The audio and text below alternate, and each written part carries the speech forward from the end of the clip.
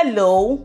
If you want to make data entry in Excel smoother, a date picker lets users select a date instead of typing it manually, and that makes things a whole lot easier. If you're using Excel for the web, the date picker is built in and appears automatically when you double-click on a date formatted cell. Super convenient, but if you're using Excel for desktop, there's no built-in date picker, so I will show you how to make it happen using an add-in and a VBA trick to make it automatic. So, in this tutorial, you will learn 3 ways to add a date picker in Excel. Using Excel's native date picker, that is Excel for the web, adding a mini calendar add-in for Excel for desktop, and using VBA for an automatic pop-up date picker. Let's get started.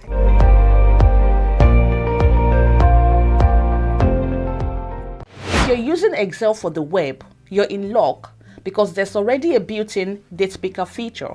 All you have to do is to first format your column as a date. So you're going to select the column, go to number format, and have it formatted as a short date or long date.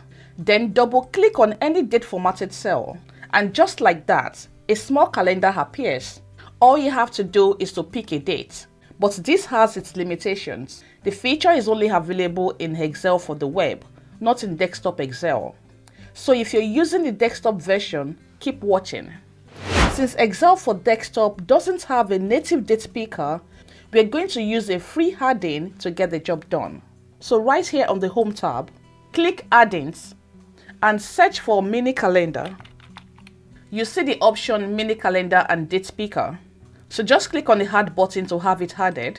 Select a cell in your column, then pick a date in the calendar to have it added instantly. You get a message asking you if you want to overwrite the content. Yes, so click OK. Then you have the date added instantly. You can have the calendar moved around or resized. You can also have the calendar themes customized by clicking on this button and also change its format. So you have all of these options available for you to tweak around. And you get one-click data entry. But these also have its limitations. If you want the calendar to pop up automatically, this won't work. Mini calendar is an object.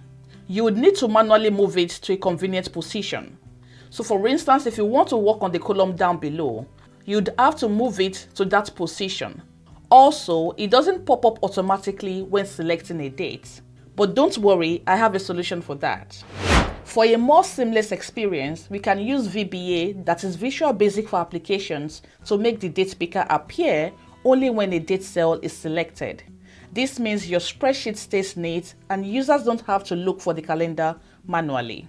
To do that, the first step is to name your calendar object. So click on the mini calendar, then go to Shape Format, Selection pane, and have the shape renamed to Calendar.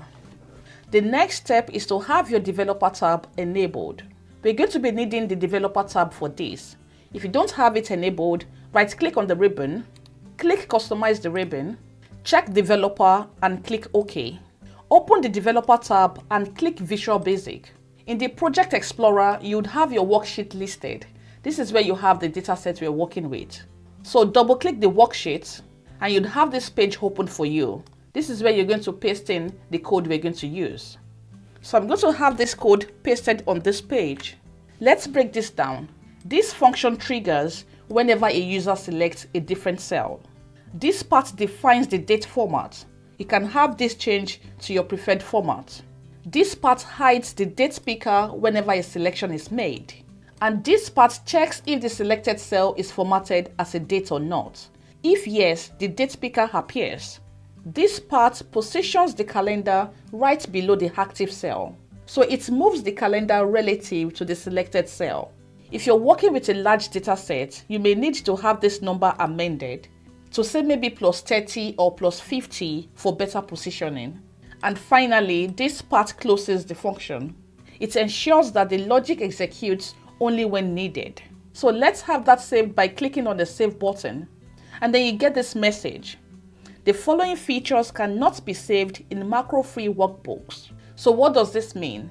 It means we have to have a file saved as macro-enabled workbook. So let's have this closed.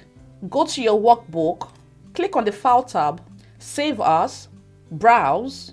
I'm going to have this saved in my downloads. For the save type, click on the drop down for save as type and select Excel macro enabled workbook. Click save. Now the calendar only appears when a date formatted cell is selected, and when you click anywhere else, it hides automatically. Plus, it moves dynamically to follow any active cell. These are important things to note. VBA macros don't work in Excel for the web. 2. Every user who opens the file must have macros enabled. And finally, the mini calendar add-ins must be installed on each user's device. In case you want a different date format, here's how to do it. Select the date column and go to the number format, more number formats, custom, then search for any date format of your preference. After selected, copy it, and finally have the VBA code updated to match your format. So if you go back to the VBA code and have this format replaced with your preferred one, then have it saved. So if you go back to your worksheet, you see that your date column has been reformatted, and when you make a new selection, you get the same format, like so. And we are done. Now, you know 3 ways to add a date speaker in Excel. So which one works best for you? Try them out and let me know. And don't forget to like, subscribe, and share for more Excel tips.